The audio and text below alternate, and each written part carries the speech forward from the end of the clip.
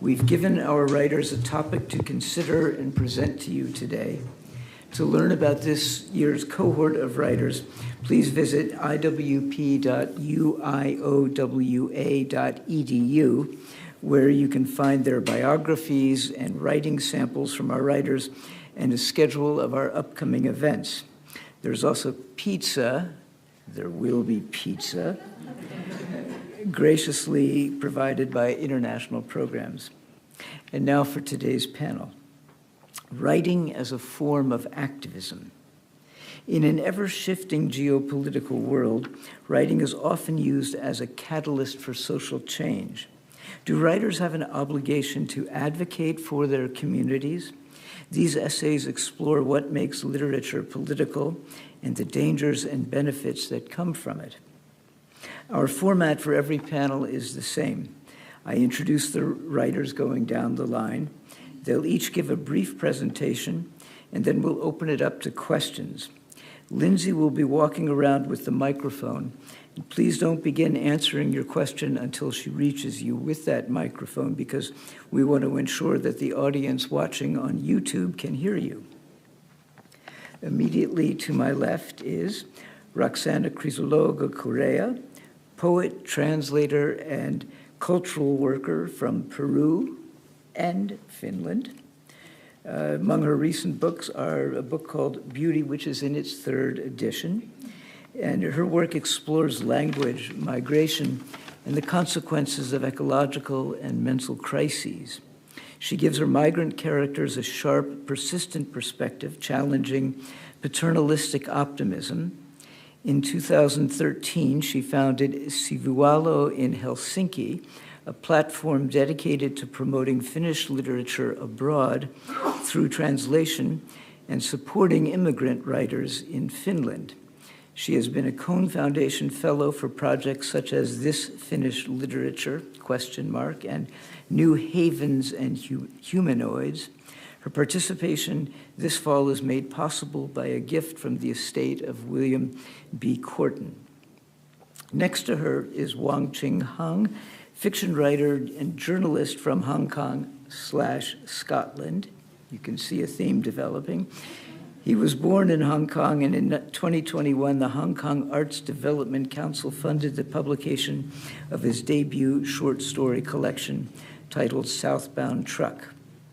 Writing in a realistic style, he focuses mainly on Hong Kong's new territories west in his work with the aim of bringing to light how the lower class lives and the roots of their difficulties. His first collection features a teacher, a truck driver, a detective, masseuse, welder, construction worker, and dock worker. His stories are set in the new territories and beyond, which enabled him to examine the complexity of cross-border population movement and the rapid changes the city has seen in recent years. His participation in the fall residency is made possible by the Robert H. N. Ho Family Foundation Global. Next to him is Miley Yan Tay, playwright, fiction writer, essayist, comic book writer, critic from Singapore, who is the author of Cat Skull and playwright of Brown Boys Don't Tell Jokes and Statement Piece. His debut novel, Cat Skull, won Book of the Year and Best Literary Work at the Singapore Book Publishers Awards. He is currently working on a novel about Singapore's mandatory military service. His participation is funded by the National Arts Council, Singapore. And for those watching at home, the panel presentations will be up on our website sometime in the next couple of weeks. Here we have the luxury of reading along. Please welcome Roxana.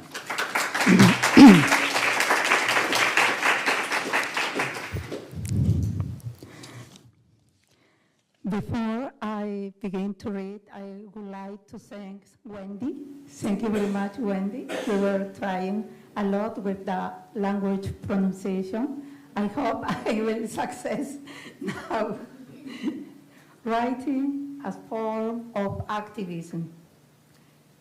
From childhood, I knew that if I don't learn to tell and write the story of my parents and my own, no one else would. My parents built their house on the hard desert south of Lima, Peru's capital, where I grew up with my 6 sisters and the animals we raised. Like many others from the Andean Amazonian region, in the early 1960s, my parents migrated to Lima in search of work, better living conditions, and education in response to the profound neglect those regions had endured. We were part of a massive process of internal migration that reshaped Lima's culture, music, and art, which were objects of mockery and disdain at the time. The arrival of this wave of migrants marked the end of an era. Lima would never be the same. My mother, who had never been sent to school, learned to write her name as an adult, a source of great pride for her. And she urged me to draw or record everything happening around us. She told me that the only way to preserve a memory of what we were living was for us to write it ourselves. What she said made sense. Once memories are put into writing, they acquire a structure, a body that cannot be erased, and they leave marks and occupy a space.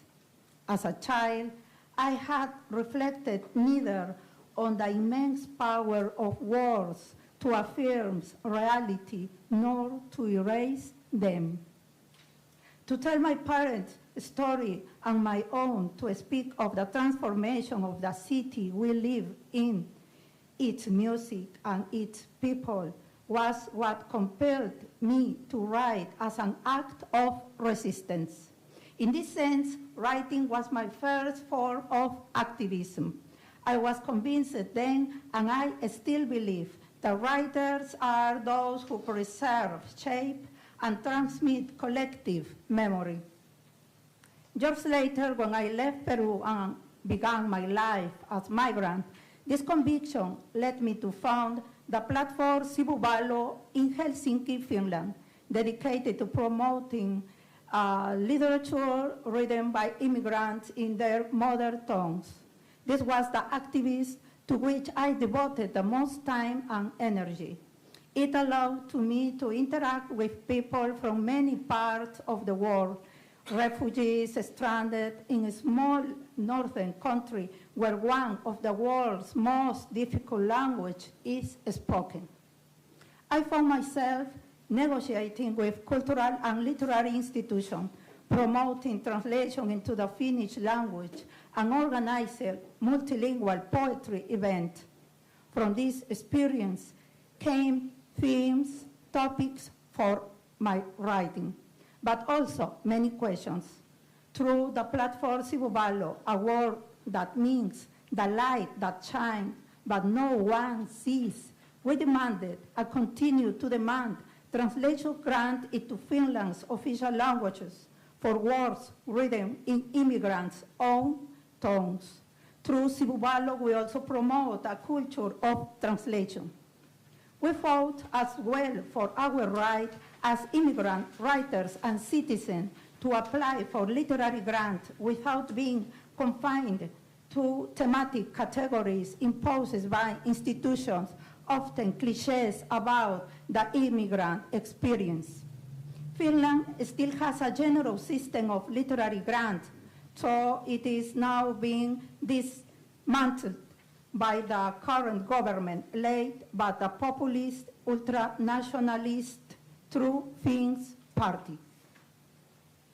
As migrant woman, I felt called to take part in various forms of activism, each one rooted in networks of solidarity.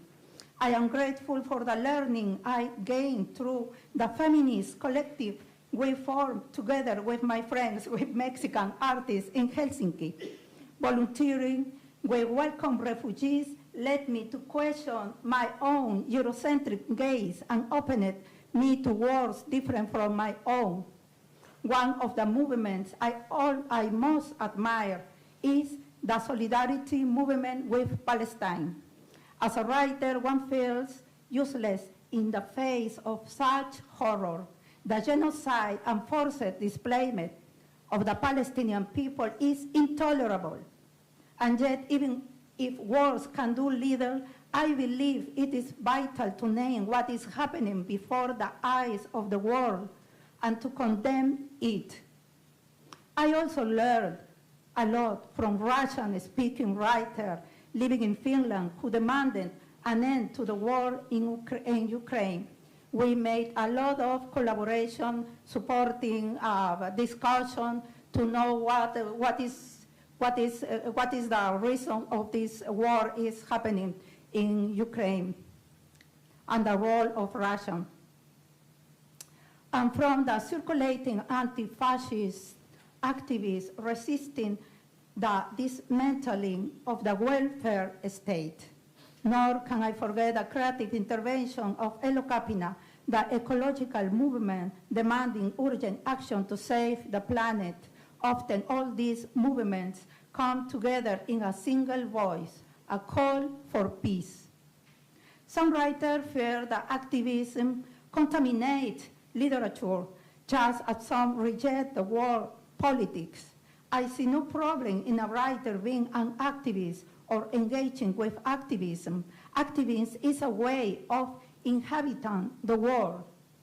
For each writer, it is a personal choice whether to treat activism as separate from writing or to put writing in service of activism. Activism emphasizes direct and public action to provoke social, political, and environmental change. Its texts are often propaganda pamphlets. Literary writing, by contrast, requires a different kind of labor. They work with language, reflection, and exploration in uncertain terrain. At first, themes, topics might not be well defined. This often happens with poetry, but in the process of writing, they find their path.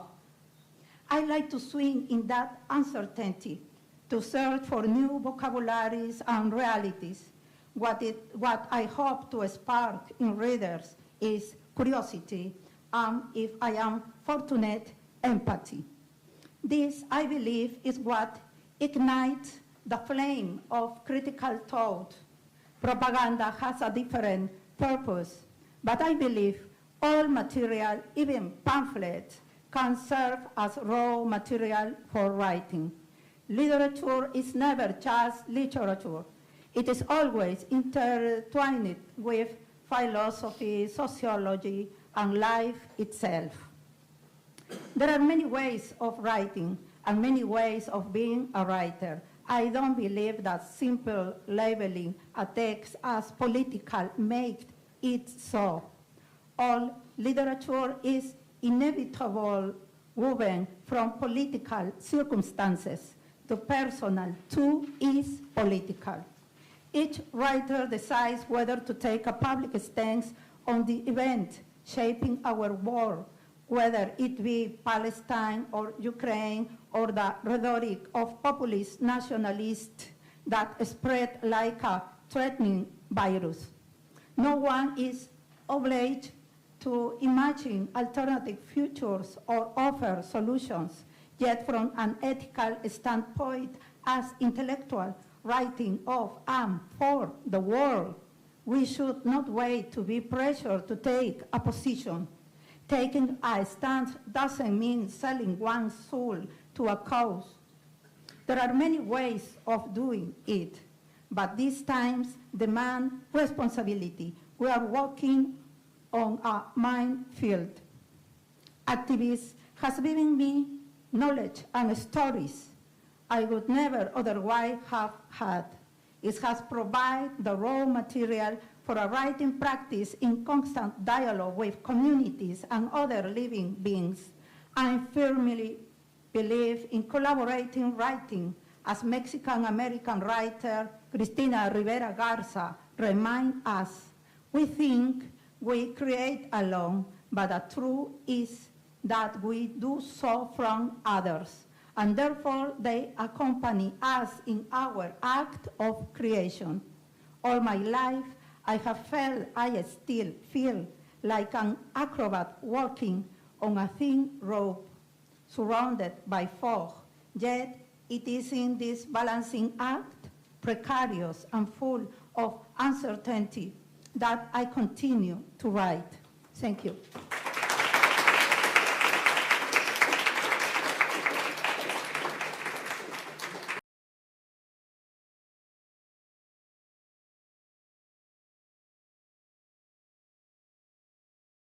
Hi everyone. I tried to do some reading in front of the mirror last night, and I found that without picture and elaboration, you guys may have to understand what I want to say. So I prepared a presentation by my phone last night. So today the topic I want to talk about is restoring faces through literature. This is not a definition to literature, because as a writer who comes from Chinese-speaking places, giving definition to literature is dangerous, because after Mao Zedong gave his definition, many writers died. And then, because he followed the leading definition, literature is tools of the party. Yeah, sure. I only show my approach and attempts. Yeah, I would like to restore faith through my fiction.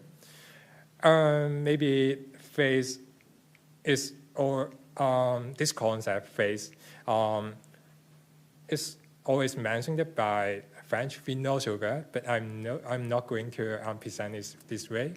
Yeah, faith means the uniqueness of human, uniqueness of human.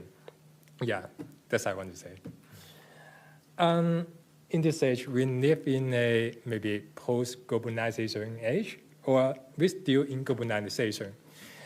Each of us have strong connection. I can give you an example. I already finished my first draft of my first novel, and I start to write a new one about table tennis, about the first world champion in China who was murdered in Cultural Revolution just because he came from Hong Kong. Yeah, so I need to practice table tennis. And I ordered a paddle from China. They just spent maybe 4 days or 5 days, and I finally received my paddle. We are so close. But I don't know who produced the paddle. I don't know the face of the workers.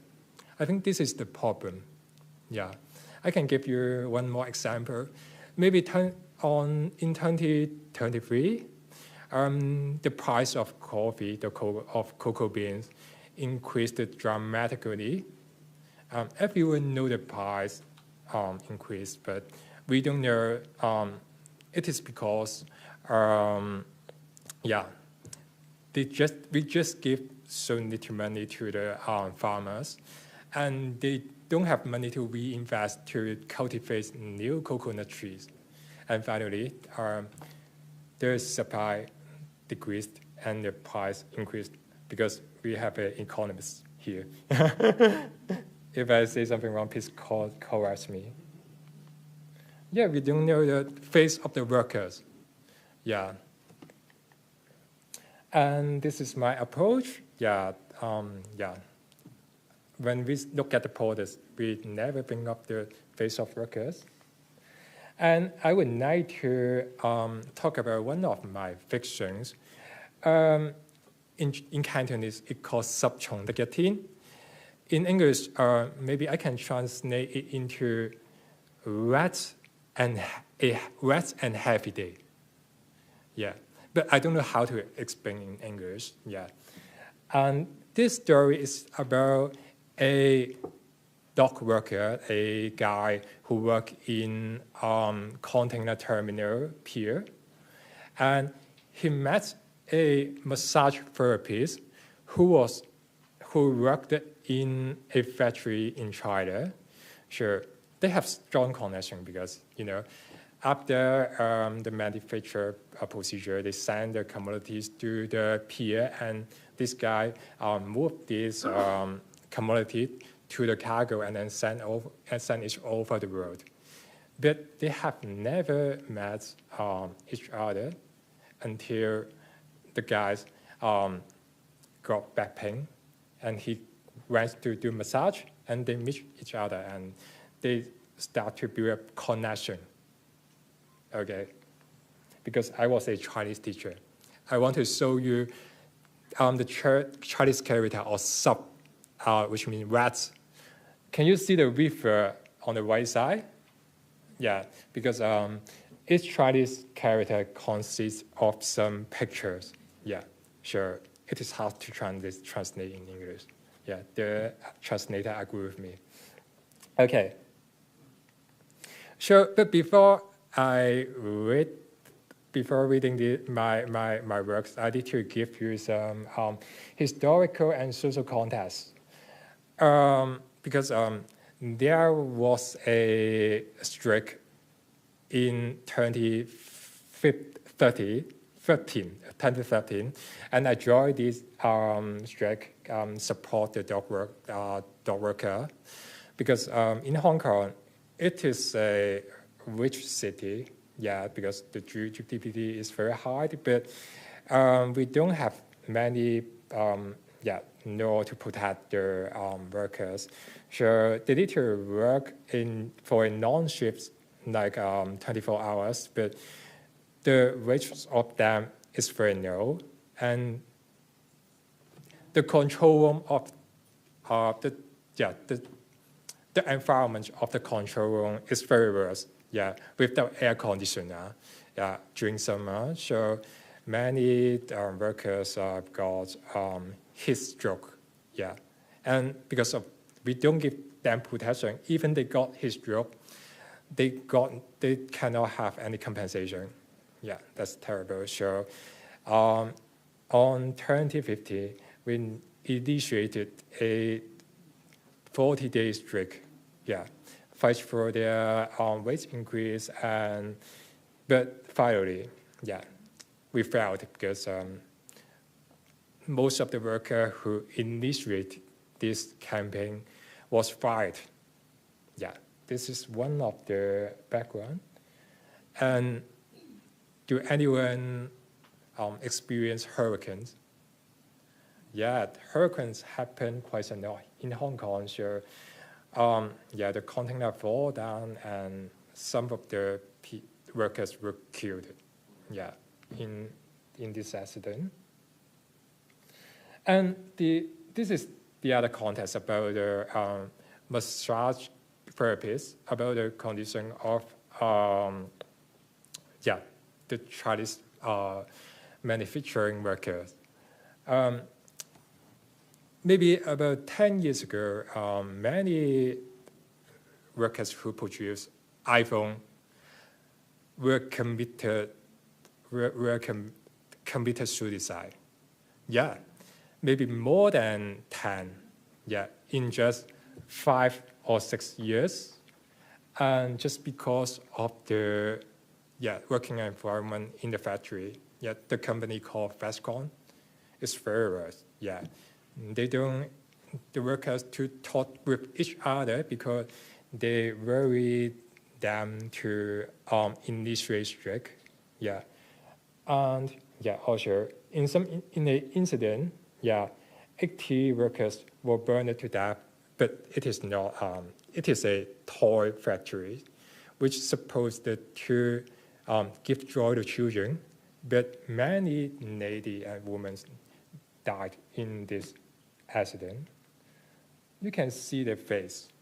Yeah, I don't know, do they still here, or maybe they still here, but I don't know how they can overcome the trauma that they experienced.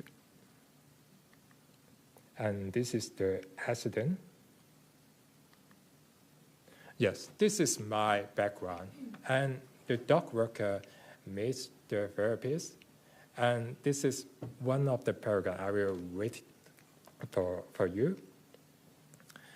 At first, she noticed the tattoo on his back and thought it's unremarkable. But on closer look, the Felsh's mouth was too short. It's nice and little rough. Yet this cool tattoo attached on his body radiated a strange vitality, like the old stone carving she once saw in a scenic site whose name she had forgotten. The massage oil continued to sting her hands. She had worked in this trade long enough that her skin had grown fragile, shredding and renewing like a reptile, yet never having the time to harden into Kauneus. Eventually, the knives on her palms slowly disappeared. After this scene, they start to have a conversation between their background. The girl come from a village from China, and the guys, the dog worker, come from a fisherman family, and they share this experience of their condition. Yeah, so this is another quotation because I can show you the scene first. This is Hong Kong because if you go to Hong Kong, most of the people will go to Victoria Harbour. It's like Manhattan in Hong Kong, yeah, the financial center. But the dog worker can see the Victoria Bar in his control room. Yeah, sure. The gap is quite, sorry, how to say? yeah, you understand what I mean? Yeah. So let me read to you. The pain subsided, and he suddenly felt the urge to urinate. He took out a bottle, put it down his zipper, and aimed at the opening. The urine was clear, flowing into the pure yellow container, though some spilled outside, dripping on his hand. When he was done, he casually wiped his hand on his paint to dry it. Looking out the window again, he saw the night beyond, fine rain falling, softening the slithering nights across the river. This was a rising age. Yeah, I would like to show the contrast between the working class and the financial center. Yeah, in this scene. I think I'm not a typical realistic writer because I take advantage of modernism so much. But I think it is not a contradiction. As I mentioned on the PowerPoint, yes, I inspired by search of Nostam so much. The main characters is a Madidi, I don't know how to put this, Madidi, a research, and then he thought of his childhood, so many things, yes, he recalls so many memories. But as a Marxist, I used the modernism way to recall sympathy in people's hearts. Yeah, because when they touch each other and they feel the roots of each other, they try to understand the conditions of others. And I hope the readers can feel this also. And after reading my fiction, and they will start to understand other people's condition and try to imagine their face. Yeah, so I like to share my work to people. Yeah, for example, I just gave my work to the reception guy in the hotel, and he is also a writer. and I will read his work too. It is amazing, yeah. Yeah, I like Iowa City. Everywhere is whiter, yeah. Okay. And in conclusion, I want to go Tan Si-tong books. Tan Si-tong, maybe he is an anarchist, a revolutionary, a writer, yeah. He tried to initiate a revolution in China in the Qing dynasty, but finally he was sentenced to death penalty. His head was cut by an executor. Yeah, not Terminator. Terminator is a movie, sorry. Executor, yeah. Yeah, cut by an executor. Yeah, but even the emperor cuts his head, I can still read his book. Yeah, that's why literature and words are so powerful. And he come up with an concept called ruido. In fact, it is come from traditional Chinese and come from Kongzi, but he tried to modernize this concept, combined with Buddhism, combined with anarchism. Yeah, even when we can, yeah, just like sympathy between us, just like electricity, yeah, which can connect us and give other powers. Yeah, and yeah, I hope that my works and literature can achieve this goal, like Tan Si-tong said. Yes, this is my conclusion. Return to the topic because I am a writer. I like to join political movement and I join so many protests, but I don't know how to initiate a revolution. But the only thing I can do is to write, maybe, to write literature. Maybe my works cannot change the world, but at least after writing my fiction, I feel it changed myself. Yeah, thank you so much.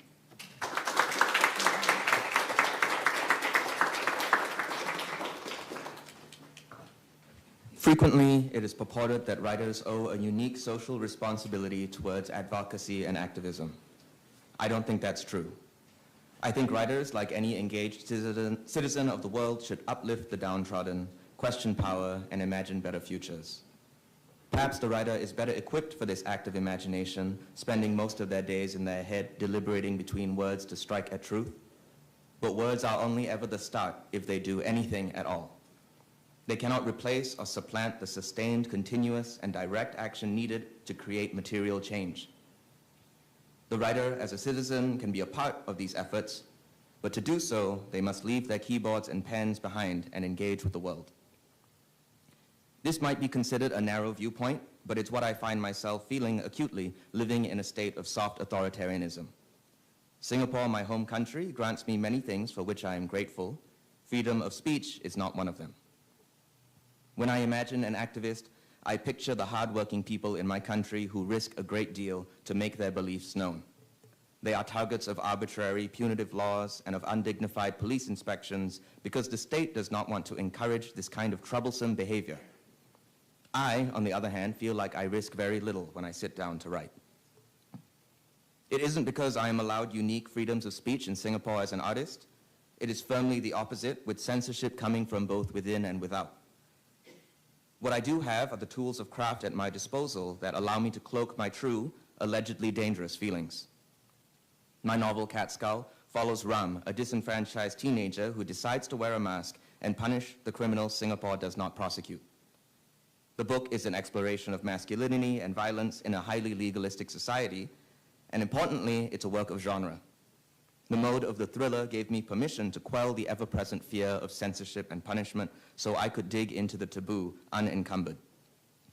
Each crime Ram chases in the novel is inspired by real cases. whose reality I softened to meet the rigorous demands of believability in fiction. The real world was crueler than I could depict. I used those same tools of subterfuge on stage in my plays, Brown Boys Don't Tell Jokes, and Statement Piece. In Brown Boys, a group of men from racial minorities in Singapore reconnect the night before an important election, only to realize one of their friends is carrying a dangerous secret.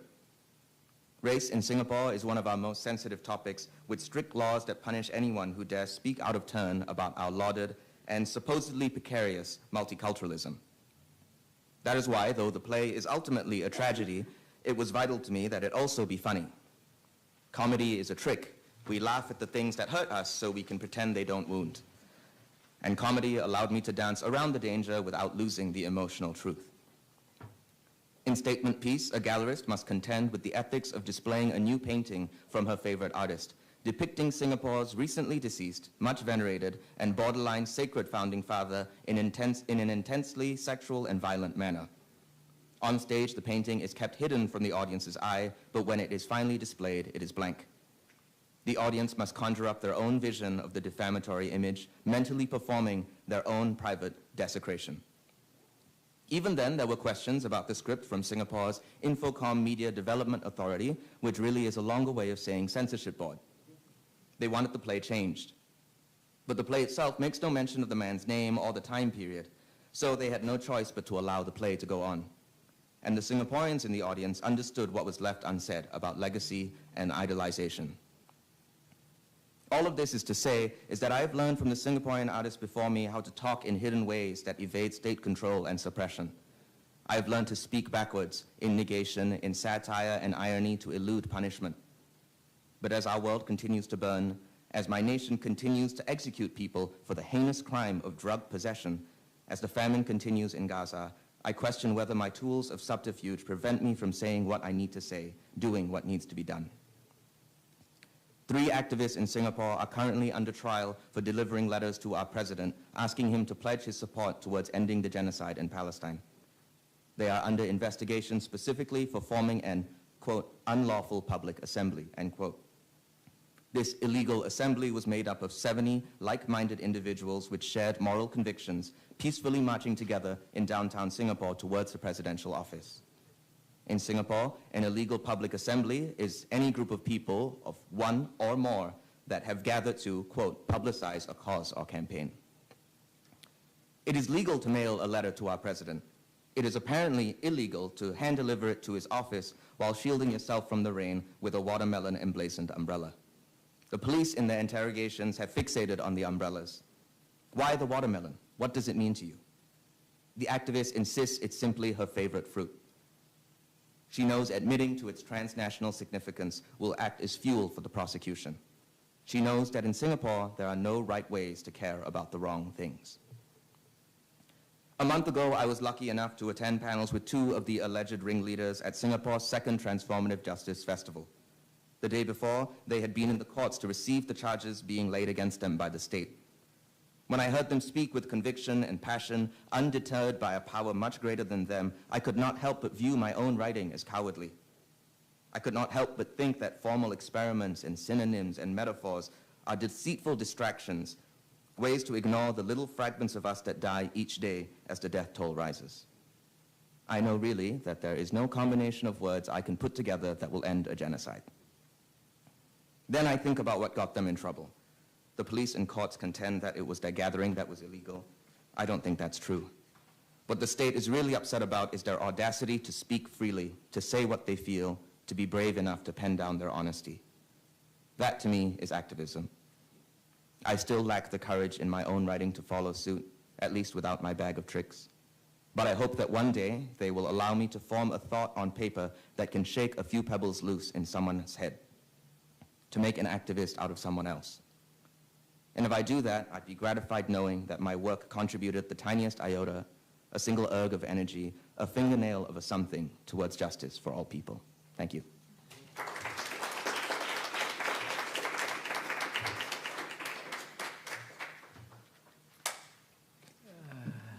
What a striking set of presentations. Before we begin asking questions, and please make sure to wait until Lindsay arrives with the microphone, I want to tell you about some upcoming events. On Sunday at 4 o'clock, we will have an IWP reading at Prairie Lights featuring Yulia Musakovska from Ukraine, Mail Yante, who you just heard from Singapore, and Devanshi Kirtapal, who's in the Literary Translation MFA program here. Next week's ICPL panel is titled Reflections on Trauma in Writing, with Abubakar Ibrahim from Nigeria and the USA, Vlora Konushevsky from Kosovo, and Yulia Musakovska, again from Ukraine. Please follow us on Facebook and Instagram at UIIWP for additional events updates. And with that, I'll open it up to questions, or comments, ideas. Can you hear me? Testing. We always have a pregnant silence, yeah. Yeah, can, Lindsay? Thanks. Where's my questioner? Raise your hand. Did I hear someone have a question? Who did you want her to go to? Oh.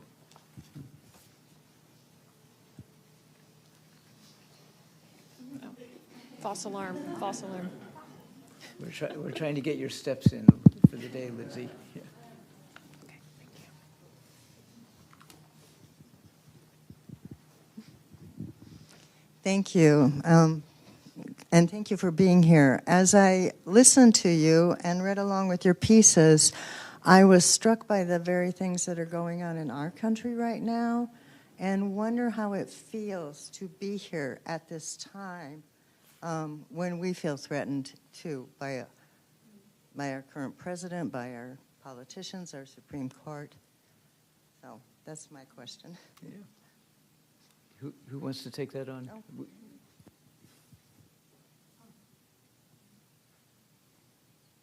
How I feel. I remember that in my presentation in the House, I say that I think that I cannot get the visa to come to the United States because I was in many groups, so I was quite scared. But fortunately, because I have Finnish passport, yes, maybe everybody should have Finnish passport to go around the world without any problem, any immigrations, problems. How I feel, I am very critical regarding international politics of the United States because we have a story. Latin Americans, we have suffered intervention and many things. I can't stop telling the story that everybody, mostly I think you from United States, know about the intervention policy of United States in Latin America, in Americas. But when I am here, I am reading newspaper, listening people, talking with people, and also feel empathy with their concern about what is happening to them. I think that was what happened to us when United States wanted to save us. Always want to save the world. No? Went to Nicaragua, went to El Salvador, went to Chile to fight against terrorists, against communists, always against somebody, against ideales. I don't know how to. Yes, our way to have government, our decision, but now it's happening this in United States. It's happening to them. No, I am sorry, but sometimes when I listen Maduro, I think that it also is like Trump, yes, or Putin, or somebody else who is against humanity, against, is making war, is making, creating conflict and desperation in the world.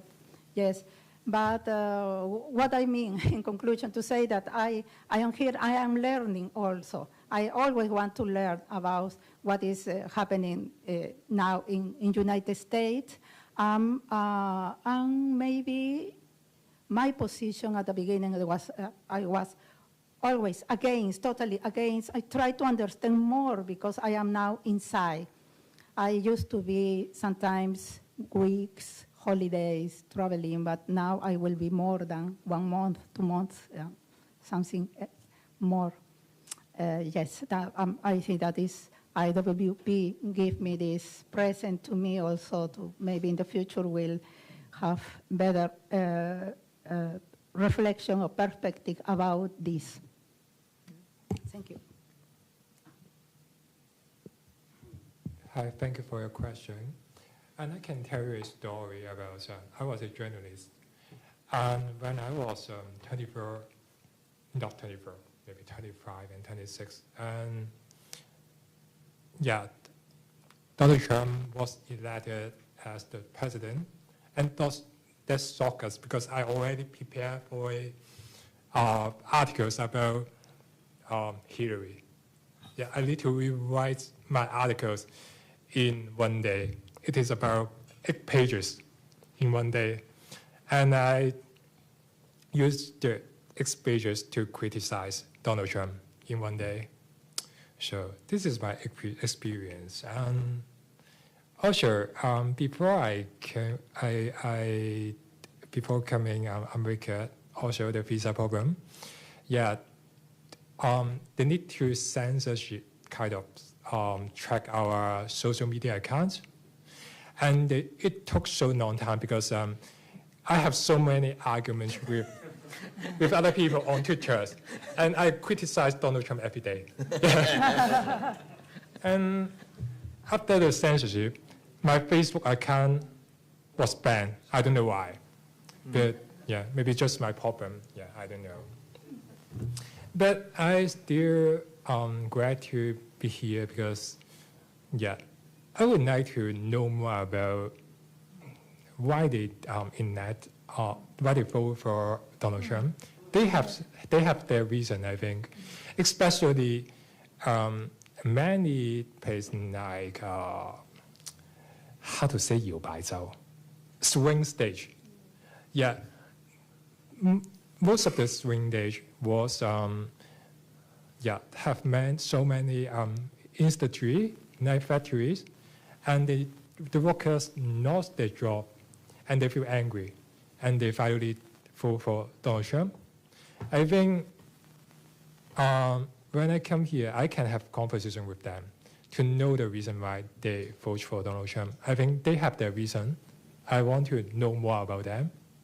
Yeah, I think I got a chance to do this.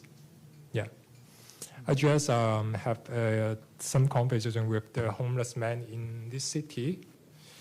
Yeah, and yeah, they because they learn Kung Fu. I learned Kung Fu too. So yeah, we become friends, and also yeah, they told so much about politics to me, about the deportation, about their situation. Yeah, and I found that I can have a better understanding now. Thanks for the question. Yeah, I think I guess I have a complicated and confusing reaction to coming here, right? This act of what Qinghang is describing, of having to go through my own social media and delete posts, right? It was a question of me of like, where do my morals sit, where my principles lie? Because it's very simple, right? It's pressing a button, but then also what am I compromising for that? And then beyond that, right, even historically, right, thinking about the Writers' Workshop relationship with the CIA and the Cold War, right? This is a loaded place that we are coming into, and I'm trying to take advantage of that in the ways I can.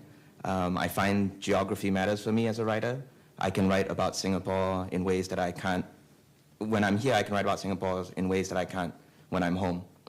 And I assume when I'm home, I'll be able to write about here in ways that I won't while I'm here. Yeah.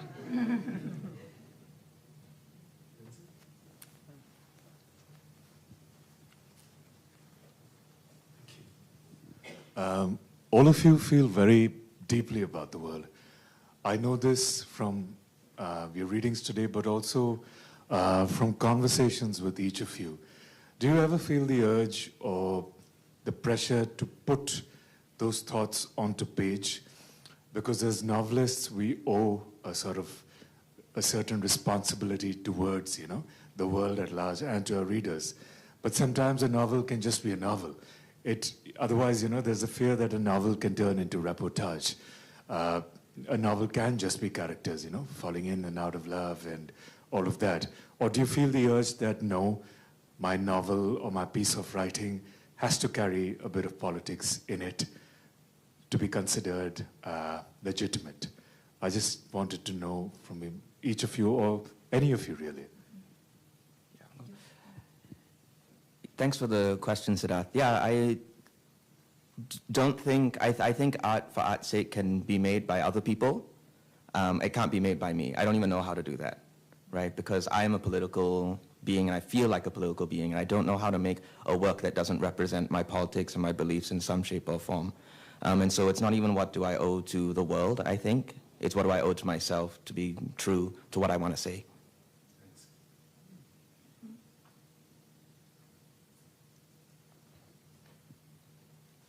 It makes me think we once brought American writers to Amman, Jordan, and we went to a university, and the teacher said to us, I can teach any novel I like as long as it doesn't have anything to do with religion, politics, or sex. It's impossible because everything is crossed by those issues. And one of the writers looked at her and said, but that's every novel. And she said, exactly.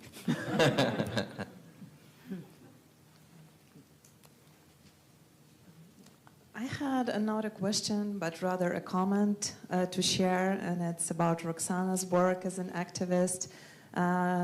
You shared with me a foreword to the anthology that your organization, your colleagues in Finland have prepared. And it was an anthology of Russian-speaking writers, and among them Ukrainians, because many Ukrainian writers used to write in Russian before. But what really struck me and stayed with me is this, the short sentence that said that 3 of the 4 writers have already abandoned Russian as their writing language, because this is a huge shift in Ukrainian literature, breaking away from the colonial language and perspective. Yes. But also the thing that in support of Ukraine, the activists in Finland need to make a book in Russian. This is a sign of how deep this colonial perspective has grown worldwide, because there's so little expertise and knowledge of Ukrainian language. There are probably 1 or 2 translators of Ukrainian in the entire Finland, so it would not be possible to put out that book in Russian. But this is the beginning of a huge shift, and as a Ukrainian, I'm very thankful for your efforts. Thank you. Oh. It was a very difficult decision because we got the grant to make an anthology of Russian poetry, but immediately, came the war, so the group of writers, but mostly they are dissident, Russian dissident or refugee dissident living in Finland for long time. They decide that we have to make the anthology with Russian speaking, but not with Russian, So it was a negotiation. It was so difficult to change because Finns, they say, no, we believe in the peace. We don't want that anybody is feel, segregate. But the activists, they were pushing, and they say that no. So we decided to make that anthology only with poets who write in Russian, but not from Russia. So some Russian friends, because we are very near, Finland and Russia, we are so near, we are like neighborhood, complained why you are putting aside a very important tradition, the imperio, and we say, okay, this is the end of era. Now is not anymore. So unfortunately in Finland there is any translator in Ukrainian language. There is no. No. No, yes, this is good. Now we get in touch, and now we have to invite somebody from Tallinn to make some. But for the future, I think that we will try to put in different language also. Yes, but no Russian anymore for a while, I think. This is a statement.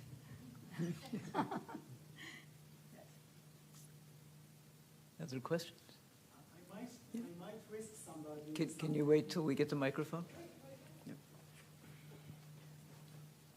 I might risk some popularity here, but I must say that I feel the urge to remind us all that people aren't the leaders and aren't the governments, and this cancellation policy, I see it as a very slippery slope. And I call us all for some more of a restriction while making these statements. There are wonderful Russian artists who are against Putin. I'm here to translate a play by a playwright who is actually jailed by Putin judges and put into jail with no trial for 9 years. And I really call us, because I think you, Siddhartha, you said that we are supposed to be very careful with words. Words are our tools. I think we should be very careful before canceling, the whole Russian language. I still have this impression when you couldn't even imagine some of the books in the Russian language next or put on the same shelf with books in Ukrainian on the same shelf, and you really had strong feelings against it. And I think that if we artists can't bridge the gaps, then the battle is really lost. So I call us for rethinking these statements with all due respect.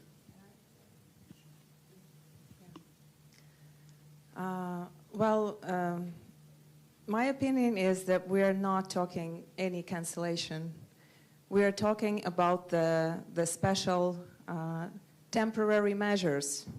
And while the Russian culture, literature, and language has been on display everywhere, and it still is, the time of this genocidal war against Ukraine, I mean, not many use this word for the Russian aggression, but it is, and it's also a cultural erasure. So it's not about canceling it, it's about putting some spotlight on the Ukrainian language, culture, and literature that has been destroyed, banned, distorted for a very long time. So I'm sure that there are Russian people suffering as well, but if there's if one should put a priority on whom to support, like in the case of this project, I think that our friends in Finland has made a very right and just choice. Thank you. I agree.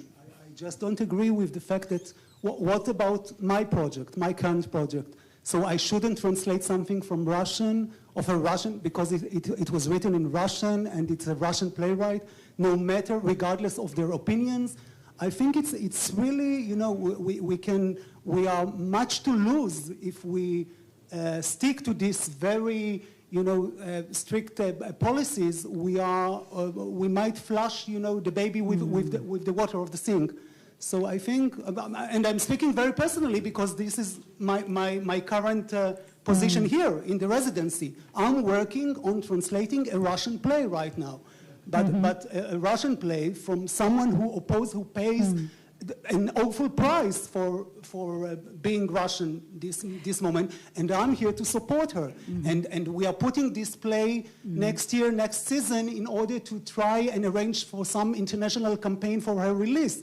So I think the fact that you couldn't even, Yulia, imagine or stood against the poor librarian that day, once you saw Ukrainian books on the same shelf with Russian books, I call us to really be a bit more sensitive and I think responsible with our actions at this moment. It's no.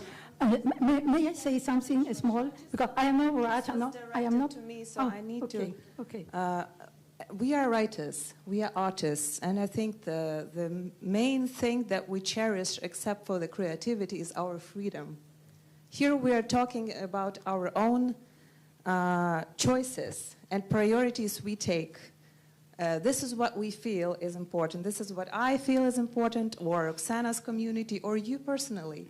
And we are not imposing any choices on anyone. This is your choice, and you have reasons to justify it. And I have, oh my God, so many reasons to justify my position, including the pain I feel of having the books printed in Moscow, not books in Russian, but books printed in Moscow by Russian writers standing next to the Ukrainian books, just because our culture has been appropriated and destroyed for so long. This is my reason. And you have your reason to support your friend.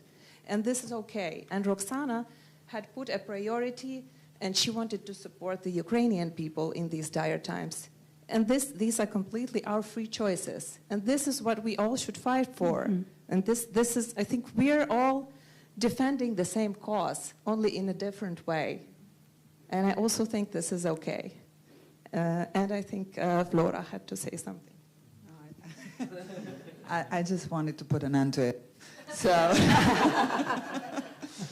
as someone who has been through what Julia is going through right now, even though I was much younger, I can say that I understand where she's coming from, and I understand the disappointment, anger, the disbelief, and the shock and everything. And as my other friend Roy here, who has forgotten a lot because he didn't go through what his parents went through, so he's being all the global citizen and trying to support the artist and the art.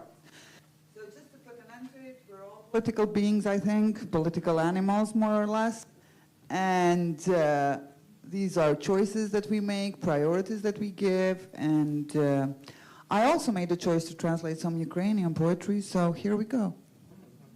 You translate the Russians, I translate the Ukrainians. I think it's safe to say we have reached a new level of interest when we have a Kosovar Albanian mediating between a Ukrainian poet and an Israeli. That's the beauty of the IWP. I think I only want to say a very short thing, that this statement, this take position, we had to do in order to create this, to make more stronger our network of solidarity in Finland. We are against the war in Ukraine, the invasion, totally, but also we wanted to stand with a refugee writer from Uzbekistan because they suffer the same. If you want to check, for example, books written in Uzbek language, you don't find, because it was almost erased. All is written in Russian. I am not against the Russian. I love Russian language. It's very beautiful. We had also to learn some Cyrillic alphabet. But I am telling that something is happening, what's happening. So that's why we decided to stop this for a while. So, and also we organize many panel discussion about that, but what is behind this? It's not only to say, I ban Russian. No, language, Russian language. It's not only that. This is for long, to discuss a lot, with wine on beers.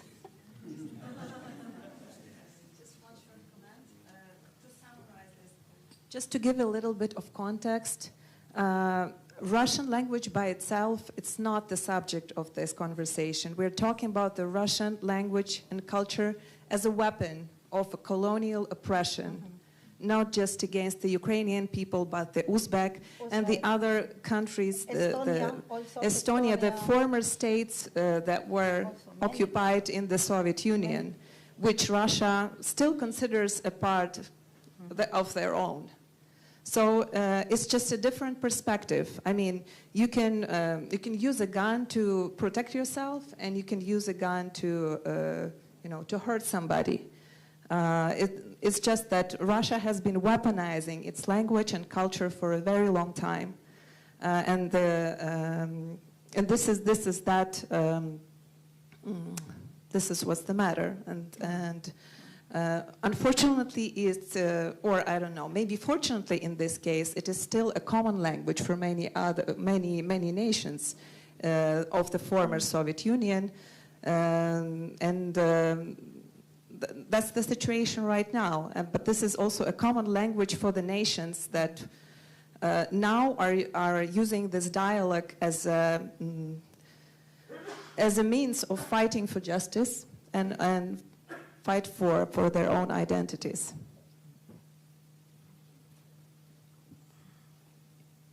Well, on that note, as you can see, it will be a lively residency. I look forward to seeing you at future events. Thank you so much.